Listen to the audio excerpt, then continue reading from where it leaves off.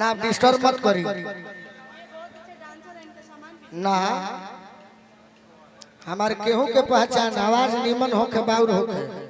dance कैला से नहीं कही केहू कहती माथा गरम हो जाए केहू हो तो जा रहा बा तो का करी के आवेला के रोकेला आ के जावेला के रोकेला उआई बाऊ जइबे करी ना ना वहां के कबे से कहत नहीं कि नाच हम नाचे वाला है भेंट कराई ना नाचे वाला के हां सोहर होके एगो सही बात वाह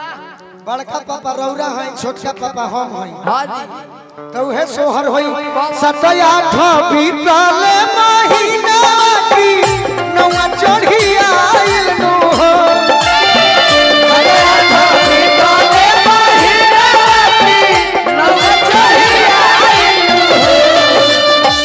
7-8 बीतले महीना की नौवा चढ़ी आइल नु हो ए ललना ए ललना ए ललना फूक दो साफ हो जा माए ए ललना धनिया के देह दुबरइल की मुँह पियाला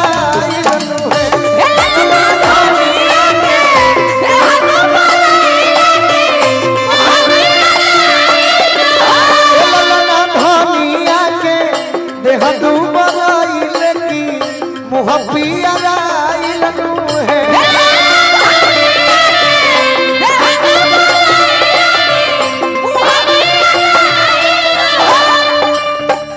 अंजनी चाचा कतनो खिसियाई रहे केहू से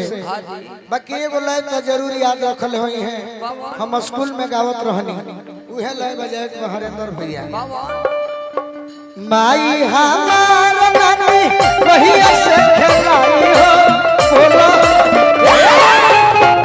माई हमार नानी कहिया से खेलाई हो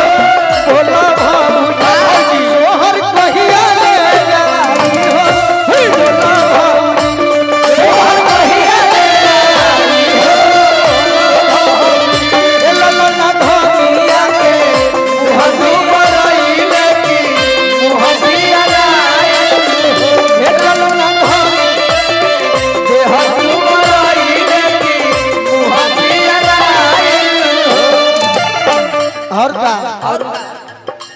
रूपा जी शिवानी जी दर्द कमरिया में अरे विष भइले मनवा में खीस भइले हो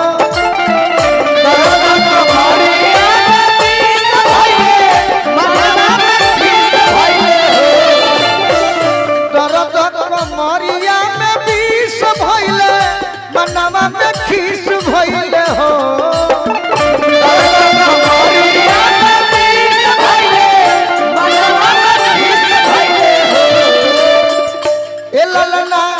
ए ललना ओही घरी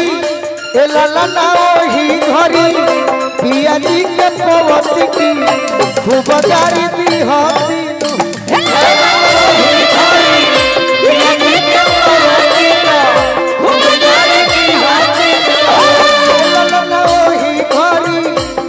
पवती की खूब गारी दी होती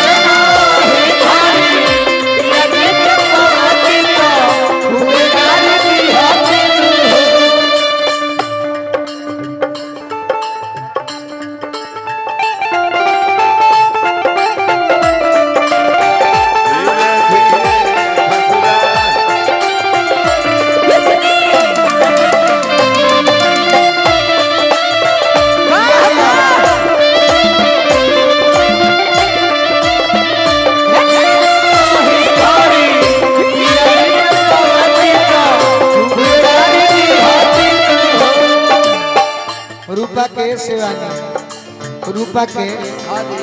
देहिया तो भइल बिया भरिया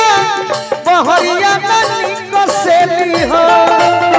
देहिया तो भइल बिया भरिया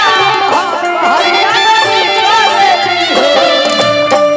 देहिया तो भइल बिया भरिया बहरिया न निकलेली हो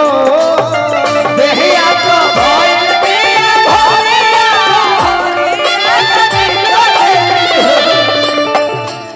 ए ललन सावन के अरे अंगनवा में पिछली की अच्छा भारी डर लागे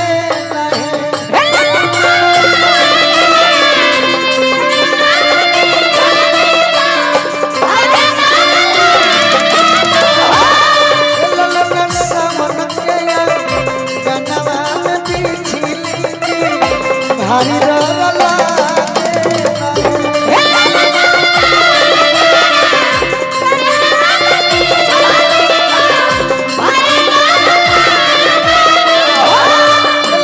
सावन के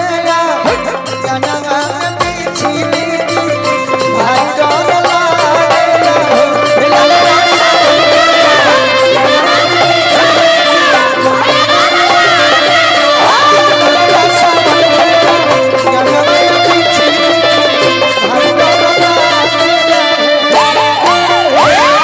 बड़े